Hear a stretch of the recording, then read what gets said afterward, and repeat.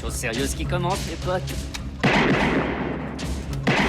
3 coups de feu pour 3 morts. C'est comme ça que commence le film Mississippi Burning, sorti en 1988 et inspiré d'une histoire vraie où 3 militants pour les droits civiques furent brutalement assassinés. Dans le film, on ne suit que quelques semaines d'une enquête qui s'est étalée sur plusieurs dizaines d'années. Entre le travail des agents du FBI, les pressions populaires et l'implication de milliers de militants, quelle est la réalité qui entoure l'affaire des meurtres de la Freedom Summer ?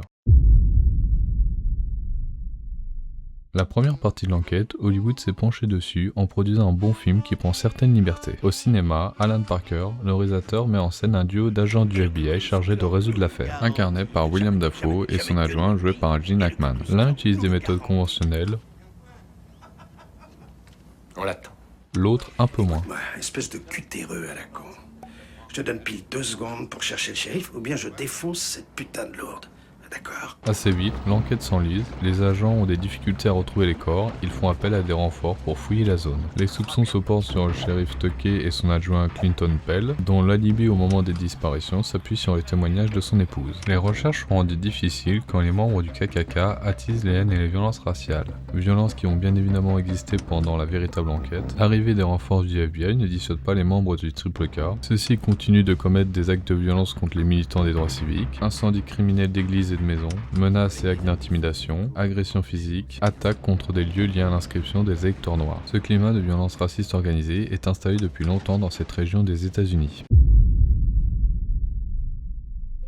4 ans avant les événements adaptés dans le film, au début des années 1960, les États ségrégationnistes du Sud, dont l'État du Mississippi, contestent l'autorité fédérale en matière d'intégration raciale, notamment avec l'exercice du droit de vote. Des organisations de défense des droits civiques mettent en avant l'enregistrement des Afro-Américains sur les listes électorales. Une coalition d'organisations de défense des droits civiques, connue sous le nom de COFO, mobilise des étudiants bénévoles pour l'État du Mississippi. Les jeunes sont formés pour animer des débats, des conférences, des séances d'alphabétisation et faire la promotion du Parti démocrate de la liberté du Mississippi. Tous ces efforts pour l'égalité sociale, économique et politique aux USA prennent place dans des écoles de la liberté où sont fournis des enseignements alternatifs et gratuits pour préparer les Afro-Américains aux campagnes d'inscription sur les listes électorales. La campagne se heurte à des réfractaires, bureaux de vote et chefs d'entreprise. Les membres du Ku Klux Klan et d'autres groupes suprémacistes s'en prennent violemment aux militants et parfois jusqu'à la mort. Parmi eux figurent Michael Schwerner, André Goodman et James Chaney, un Afro-Américain du Mississippi. Il paraît important d'évoquer le parcours de ces militants, en particulier celui de James Chaney, un jeune homme engagé qui deviendra malgré lui un symbole après sa mort.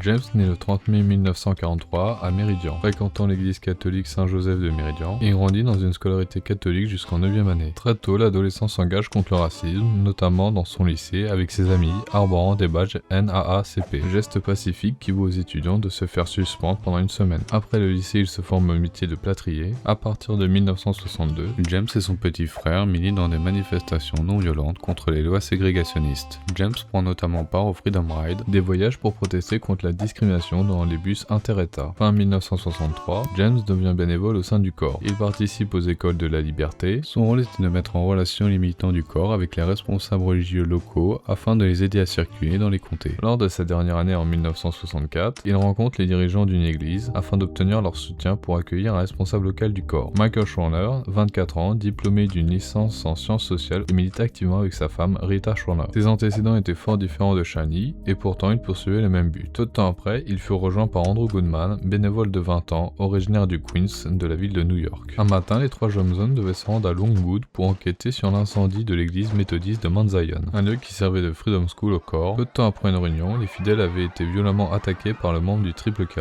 L'adjoint du shérif, un homme nommé Cecil Price, aurait arrêté leur convoi et forcé les responsables religieux à s'agenouiller devant les phares de leur propre voiture pendant que des hommes blancs les frappaient avec la crosse de leur fusil. Après avoir interrogé les victimes, James, Andrew et Michael reprennent la route. Sur le retour de Longwood, les militants se font arrêter par la police, le shérif adjoint est présent. Cecil Price place les hommes à la prison du comté. Sur des prétextes, Chaney fut mis en prison pour excès de vitesse, les 2 autres hommes à cause de leur rapport avec l'incendie. Après plusieurs heures, ils sont relâchés à 22h, une fois la caution payée par Schwerner. Ils remontent donc dans la voiture pour se diriger vers le Méridian. Aux abords de l'Highway 19, les militants sont de nouveau arrêtés par le shérif adjoint Cecil Price, sauf que cette fois-ci, des membres du Ku Klux Klan leur ont joint. Ils sont alors conduits sur une route isolée en pleine campagne. C'est à cet endroit que Michael Chandler et André Goodman reçoivent une balle dans le cœur. James Chaney sera sauvagement battu avant d'être criblé de 3 balles dans le corps. Le FBI ne retrouvera pas les corps avant 44 jours. Les quelques semaines de recherche et les démêlés judiciaires qui les accompagnent ont lieu dans Mississippi Burning. Sauf que le film sort en 1988 et l'affaire ne s'arrête pas après son arrivée dans les salles de cinéma.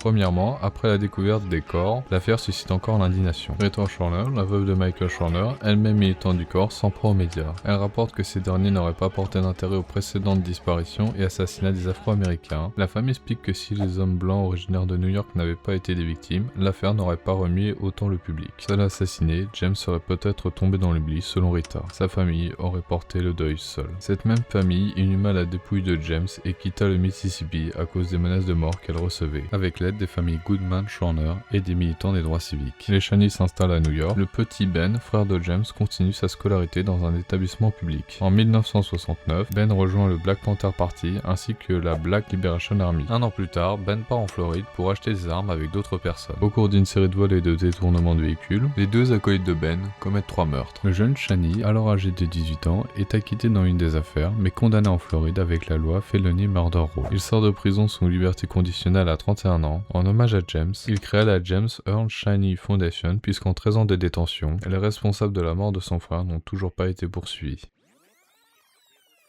Retour en 1967, 10 hommes sont accusés d'avoir fomenté des assassinats contre James Chaney, André Goodman et Michael Chandler. Les principaux suspects n'avaient pas été directement poursuivis pour meurtre, mais par une loi de 1870 concernant les droits civiques. Au final, 7 accusés seront condamnés, notamment Cecil Price. 3 personnes seront acquittées comme Edgar Ray Killen, ancien organisateur du Ku Klux Klan, pourtant considéré comme l'un des principaux instigateurs des assassinats. Des militants vont réclamer la justice pour James, Michael, Andrew et les autres victimes des violences raciales. Après un travail de plusieurs années, le journaliste Jerry Mitchell, connu pour avoir dénoncé Byron de la Beckwith pour l'assassinat du dirigeant de la NAACP, Medgar Evers en 1963, Bobby Cherry pour l'attentat à la bombe perpétré contre une église de Birmingham qui a tué 4 jeunes filles en 1963, Sam Bauer pour avoir ordonné l'attentat à la bombe qui a coûté la vie au dirigeant de la NAACP, Vernon Dahmer en 1966, et enfin Edgar Ray Killen. Avec l'aide d'un professeur de lycée de l'Illinois, Mary Bradford et ses élèves créent un documentaire avec de nouvelles preuves, dont une interview enregistrée de Edgar Ray Killen. Le dossier se réouvre le 7 janvier 2005. Killen plaide non coupable. Les procureurs présentent toutefois des preuves montrant qu'il avait supervisé l'organisation des assassinats. Le jury estime finalement qu'il n'avait pas planifié l'exécution des militants, mais le reconnaît coupable de 3 chefs d'homicide involontaire le 20 juin 2005, soit 41 ans après les assassinats et 24 ans après le film Mississippi Burning consacré à l'enquête du FBI. Killen est condamné à 60 ans de prison, 20 ans pour chacune des 3 victimes, les peines devant être effectuées les unes après les autres. Malgré cette condamnation, Ben Chaney reste persuadé que d'autres hommes impliqués dans la mort de son frère auraient également dû être poursuivis comme complices. Des années après les faits, il déclare « Je suis moins triste qu'avant, mais je suis toujours en colère ». On regarde des événements postérieurs à Mississippi Burning évoquant cette affaire. Il serait intéressant de faire un film sur James,